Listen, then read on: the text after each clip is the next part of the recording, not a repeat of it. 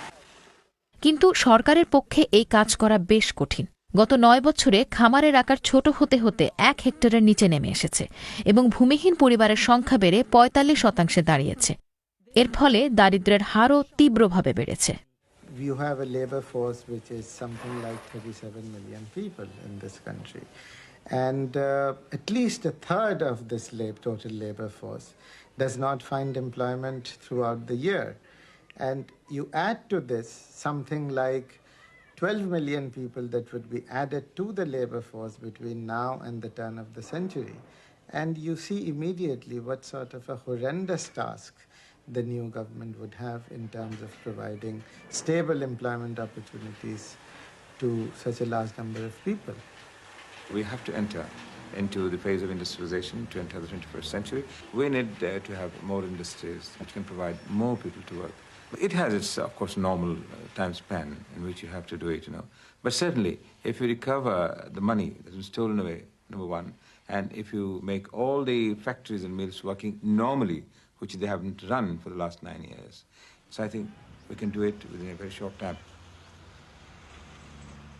বেগম জিয়ার সরকার দেশের অর্থনীতি পুনর্গঠন করতে প্রয়োজনীয় ব্যবস্থা নিতে পারবে কিনা তা সময়ই দেখাবে।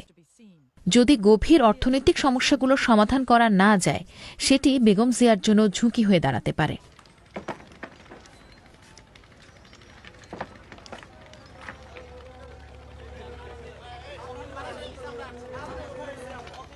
বেগম জিয়ার সামনে আরেকটি সম্ভাব্য ঝুঁকি হল সেনাবাহিনী। অনেকের ধারণা ভবিষ্যতের সেনারা আবার রাজনীতিতে হস্তক্ষেপ করতে পারে। বিএনপির অনেক সদস্যই সাবেক সেনা অফিসার এবং বেগম জিয়া নিজেও একজন জেনারেলের স্ত্রী। এ কারণে কিছু মানুষ মনে করেন সেনাবাহিনী থেকে বিএনপি সমর্থন পেতে পারে। That army ruled Bangladesh for 14 years out of 20. That speaks for itself. Begum Zia will have to be very careful. She must not do something which antagonizes army. And at the same time, she also must not do something going out of her way to please the army, because if she does that, she will antagonize her electorate. সেনাবাহিনী সবসময় নিজেদেরকে বাংলাদেশের সমাজে বিশেষ মর্যাদা সম্পন্ন group হিসেবে দেখে। বাজেটে তাদের জন্য বড় অংশ নিশ্চিত বরাদ্দ থাকে। সেনাদের অংশ কমানোর চেষ্টা করলে বেগম জিয়ার জন্য ঝুঁকি তৈরি হতে পারে। I hope not she doesn't cut the budget, but then we understand the problem of the government, the constraints of the budget. We are aware of it. We belong to the country. We are part and parcel of the nation. The BNP and army will be like the cat and the mouse. They'll be watching. The army will be watching very carefully Begum Zia's administration, and whether she will be cutting the army budget or not. If the budget is cut, then there are chances that she may have to step out, like Benazir's government had to after 18 months of rule. তবে এই মুহূর্তে সেনাদের বন্দুক নতুন সরকারের দিকে তাক করা নেই। অর্থাৎ তারা নতুন সরকারের ওপর সেভাবে নজর রাখছে না, বরং সব চোখ এখন বেগম জিয়ার দিকে। এটা দেখার জন্য যে তিনি আগের সরকারগুলোর ব্যর্থতা কাটিয়ে সফল হতে পারবেন কিনা।